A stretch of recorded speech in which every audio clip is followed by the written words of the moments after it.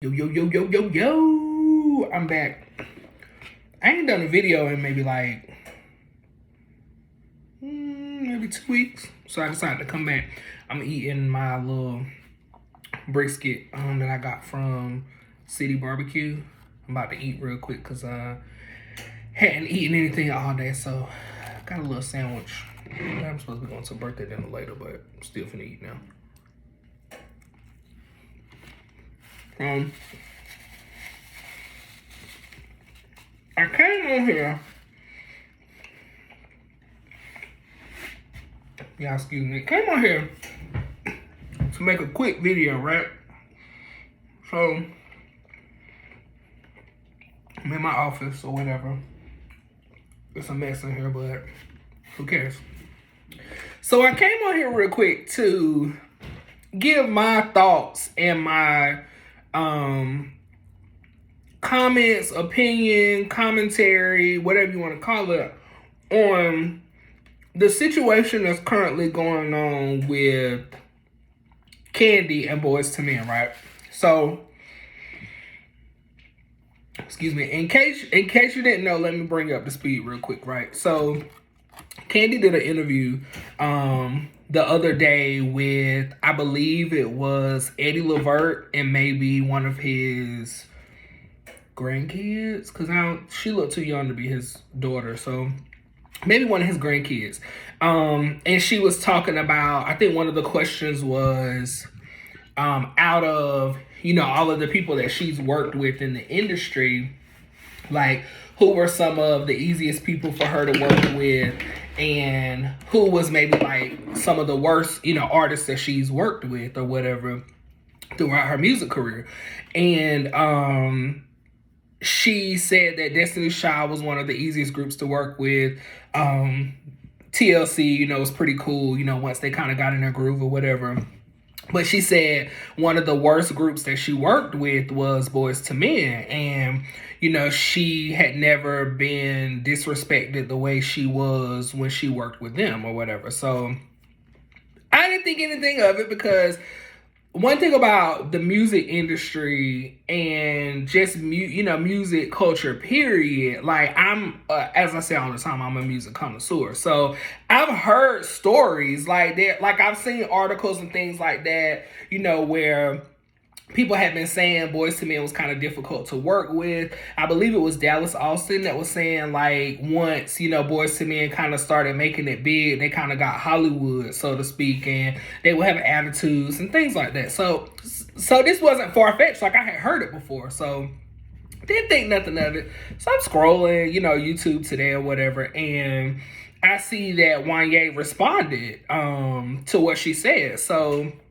watched, his whole side of the story or whatever, and I think I kind of believe some of it. He was basically saying, like, it wasn't what people were trying to say it was. Like, he was like, basically, Kandi had came in with Shakespeare. Shakespeare's the dude that her and Tiny wrote No Scrubs for, and Shakespeare was like a big, producer back in the 90s or whatever. I think his name is like Kevin something. Kevin Shakespeare or something. I can't remember what his last name is, but Shakespeare, look him up. And so he was saying, they were in the studio together or whatever. Like, she had wrote the hook on the song, and then she started talking about, like, the splits. Like, so anybody who, like, if you write a song or whatever, like, or you contribute to a song, like, you can get like a producer credit or a songwriter credit or something like that. So I'm assuming that's what he was referring to when he said she started talking about, splitting up the money or whatever. So anybody who knows Kandi knows that Kandi is a businesswoman, like, all day. Like, she is about her coins and about her bag. Like, everybody knows that. Everybody knows that. So I believe that part of the story. But then he was, saying how first of all, he was super, super shady, because he was like, when they was like, oh yeah, okay, let me go back first. The dude who was on the live with him was extremely messy, for one, because he was like, oh, Kandi from Real Housewives of Atlanta, First of all, like, she was well known for Escape prior to being on the Real Housewives of Atlanta. So that was kind of shady, number one. So then Wanye was like, oh, who's Candace? Like, who's that? Like, who's that? Like, dude, you know who he talking about. So don't try to play like you don't know who she is or whatever. And so he told his story or whatever, and he was like, that's her opinion. That's just, that's how she feels. Some people basically like feed off of, issues and beef and stuff. I left all of that stuff in the 90s. But my thing was, if you did, like, I understand the way that she said it, I didn't take it like she was saying, they were just flat out terrible artists. Like, they acting better than what they were. Like, she didn't say any of that. She just said that, she felt disrespected in the situation. So it's like people say all the time, there's three sides to a story. Your side, my side, and the truth. So all we can do is hear both sides or whatever. But then he starts like basically trying to like attack her personally, like attack her character and stuff, like with some of the stuff he was saying.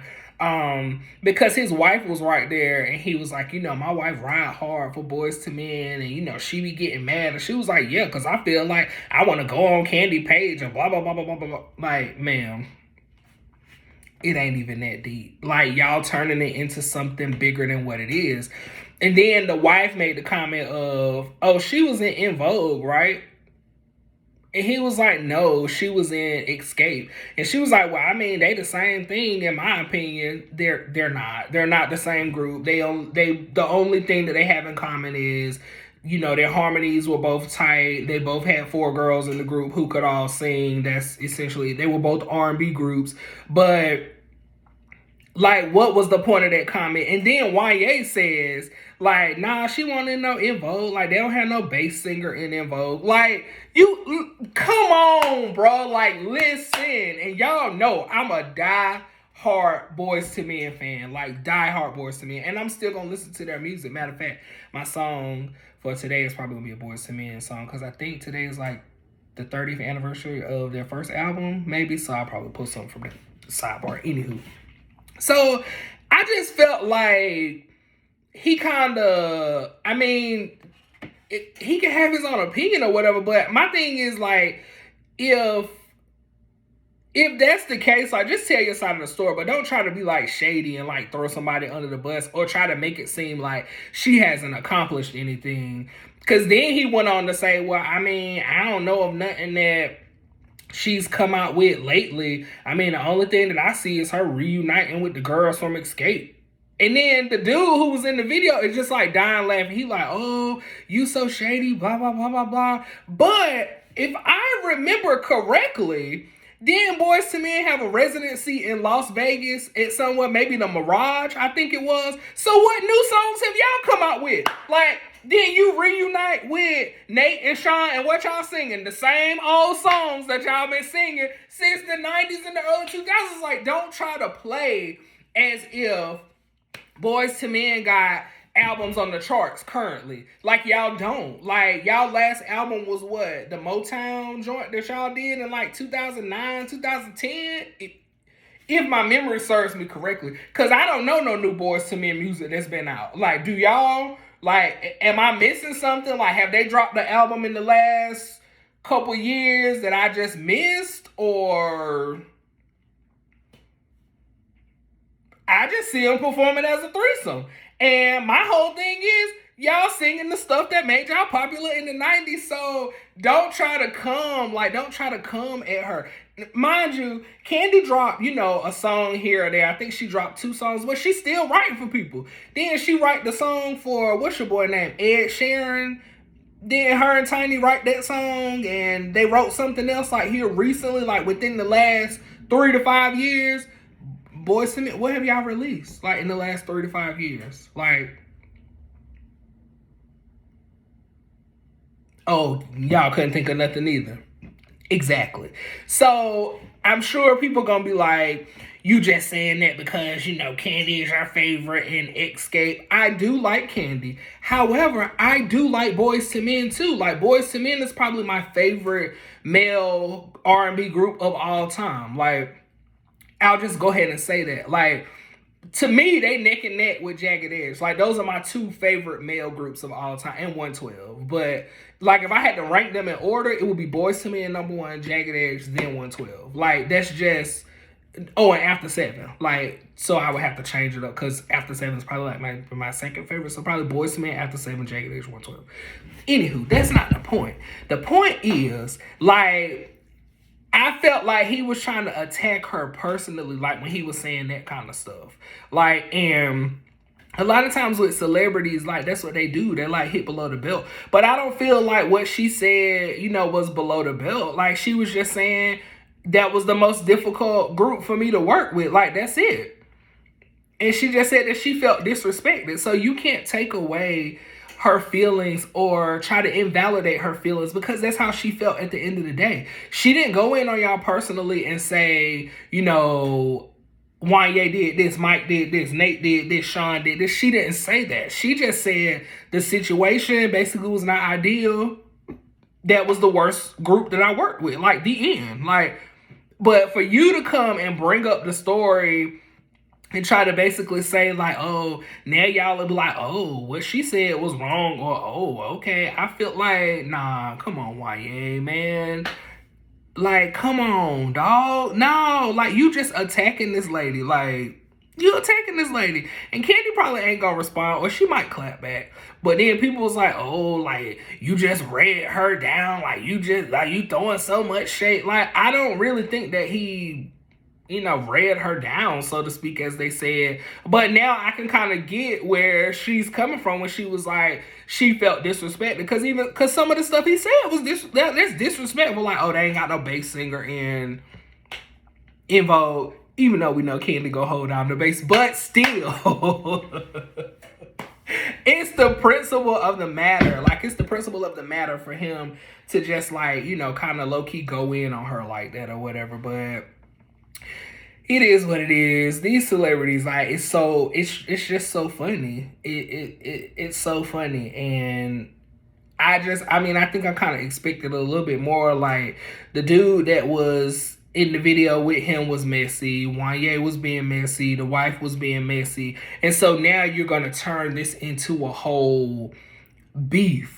Because, and not necessarily a beef, because y'all know anytime Kandi is hit with any type of controversy, she turns it into a money-making opportunity, which is one of the reasons why I like her, because she can always spin a negative and turn it into something positive. And I still want to work for her one day. So if y'all watch this video, tag Kandi and tell her I am her guy. Like, listen, put me on, Kandi. Side note, I sent her DM on Instagram and she didn't respond. And I even reached out to Don Juan, he didn't respond. But listen, everything happens in God's timing. So if it's meant for them to see the message, they're going to see the message. Or, you know, if they see that y'all keep tagging them in this video or tagging them on whatever I post, they're going to see it. And, you know, the opportunity is going to present itself.